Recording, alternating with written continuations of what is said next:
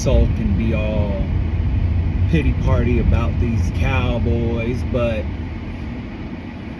this shit is pretty familiar.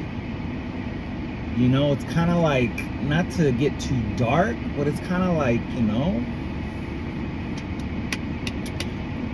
let me not take it there. Let's just say trauma, right? When you deal with enough trauma in your life, it becomes less painful each time, right? You become more desensitized to it. So as much as, you know, as the game's going on, I'm super upset and I'm like over here, you know, that feeling when you get when the blood's just boiling and you just want to break everything in the crib because a football team that has nothing to do with you and your success and your life and reality. It's a crazy thing being a fan, man. But I'm a diehard fan. I love my Cowboys. I will till the day I die. And I'm still here. All right? And who am I? I'm still who I am, baby. I'm Nikolai, Mr. Asensio, coming at you, bringing you all things Cowboys, baby. Because they going to be my team till I die. And y'all going to stay being obsessed. Let me just say that, all right? Y'all are so obsessed. Y'all just like, y'all love to see the Cowboys lose more than y'all love to see y'all's own team win. It's the weirdest phenomenon. You know what I'm saying? The weirdest. But I get it. We got some pretty obnoxious fans. I think every team does, but ours are pretty obnoxious, you know, the worldwide. But anywho, let's not preface this any longer. Let's get right into it. This is your instant reaction with Mr. Asensio Man. Cardinals, I want to say I underestimated two things coming into this game. I underestimated their defense, and I underestimated the run game. I did mention that it was going to take for them to call a perfect game, get that first script going, and once you get the run going, once you get a balanced offense going, everything is open for you. The whole game is open for you. You're not one-sided, and that's how our defense eats. We need to make offense be one-dimensional, just want to pass.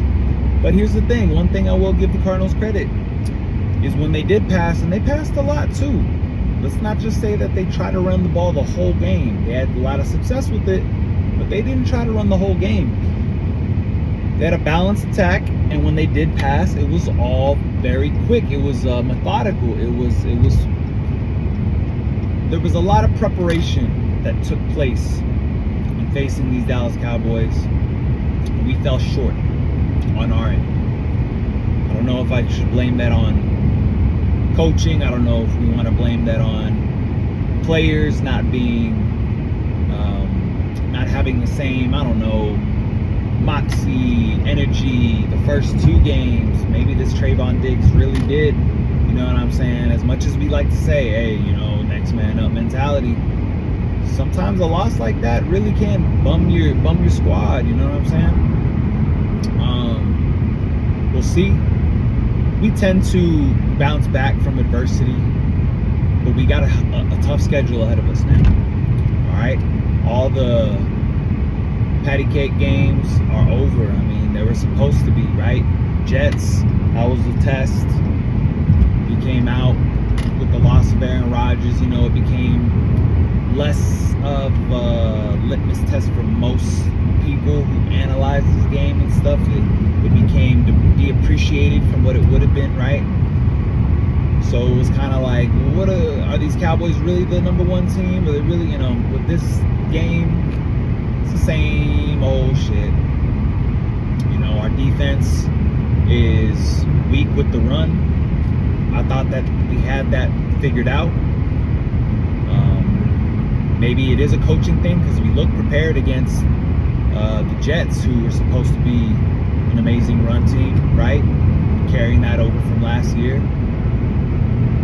we shut down Saquon Barkley and company. You know what I mean? Like, maybe it is a coaching thing. Maybe we didn't prepare our squad enough this week for what was ahead. I definitely didn't think that they were going to run all over us like that. So it's the same thing. Ugly head creeping back out with that whole run stopping situation. And it looks like, and I mean, y'all keep wanting to think Diggs ain't that dude, but our secondary was, you know, they were getting exploited, to say the least. This wasn't a great game at all from our defense. Our defense on all fronts. I mean, Michael Parsons can give effort, but you know what I mean? If you're not putting them in the right places, if you're not adjusting on the fly, we should have not played so poorly on defense. I'm trying to find the right adjectives, the verbiage, all that stuff. It was an embarrassing game. And then on the offensive side, you know, same thing. The energy's lacking. There's certain folks who just seem to be lacking, you know what I mean? Like, towards the end of the game, right? Maybe not the whole, like, it was tough. We have our, you know, second stringers playing in the offensive line. I mean, that's 3 starters that are out. And that's a big, tall task for them. They were, you know, getting handled. Dak was running for his life a few times. More than a few times. So I understand it from that perspective, but even when there were opportunities towards the end of the game, when our defense did finally kind of square up and tighten up and give us opportunities, there was moments where we're playing too much to this, let's try to draw a flag. Let me tell you something, CD, and I saw you frustrated after this play, and it's not like you're going to see this. It's not like many people are going to see this, but this is A1. This is facts. This is keeping it as real can be. That's you, boss. You got to be better than that. 1 or 2 reasons why. 1, you're a leader. You're a dog. You gotta lead by example, by not allowing those type of things to derail your Mamba mentality. Right? You're the type of player that should have that type of Mamba mentality because you got the talent, bro.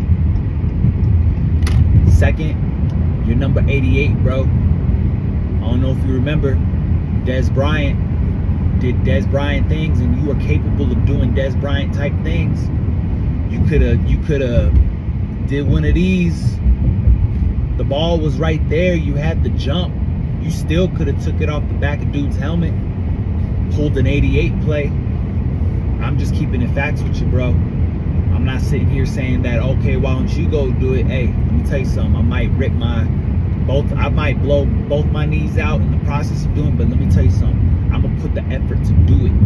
That's the point I'm trying to say, is instead of, you know, oh, flag this, you still had an opportunity, bro, to just fucking play for the ball. Don't leave these games up to these refs, right? And that just goes for all players going forward, man. Don't leave the game to the refs thinking this, that, oh, this. Nah, man. Play your hardest, and eventually the ball don't lie. Okay? We did well on special teams, though. I mean, penalty-wise, right? In general, again, there's something lacking in the locker room. Something, I don't know if it was the injury. I don't know what's going on. Maybe they underestimated the Cardinals. But I was just lackluster all around, undisciplined. But I got to give credit where credit's due. Turpin came to play when he had the opportunities. Aubrey, right, our kicker. Hey, you know what? You want to keep going down there and not being able to punch the ball into the red zone or to the end zone? Aubrey's reliable. I like him. He's cool. But yeah, man, got to get back to the drawing board. Y'all really need to figure out what's going on. Look in the mirror, do the whole thing. You know, I understood. We were all feeling ourselves, but I mean, shoot, y'all put on the performances y'all did. You know, Micah, you want to have a podcast now. You guys want to lead with this idea that everything is like plush, like, yo, we gonna create our own narrative. I'm sorry. The narrative's been created for the Cowboys. Y'all are gonna have this dark cloud until y'all go all the way. That's the unfortunate mountain that's been put in front of the Cowboys. We have the tallest mountain to climb because we have everyone hating on us. We have everyone waiting to just fucking kick us while we're down. The Cowboys hate is real. All that stuff, all that lingering effect of the Romo days, of all the hiccups and the crazy, like, I can't believe like this happened when it comes to the Cowboys. It's not gonna go away. You're not gonna create a new story. It's the story until the ultimate thing is done, and that's winning a damn championship. You know, so if I were y'all, I would just stay quiet throughout the whole season. Keep your heads down. Play football. But that's just who I am. When I scored touchdowns back in my day, when I made defensive plays, sacks, whatever the case is, I just got up and walked back to the sideline. Waited until I got back on the field. Everybody else was hyped. I was the one just walking back to the sideline. So I ain't got no time for that. The game ain't over till the game's over. But I never made the league either, so you know what I mean? Maybe I didn't have enough skill to be that type of thing. But anywho's, I appreciate y'all for tuning in. Let's see what happens during the practice. Maybe we get some of these players back. We'll see. Like, comment, subscribe, do what it do. You know what it is. Mr. Asensio coming at you with all things Cowboys. I'm out. Have a good and blessed rest of the week.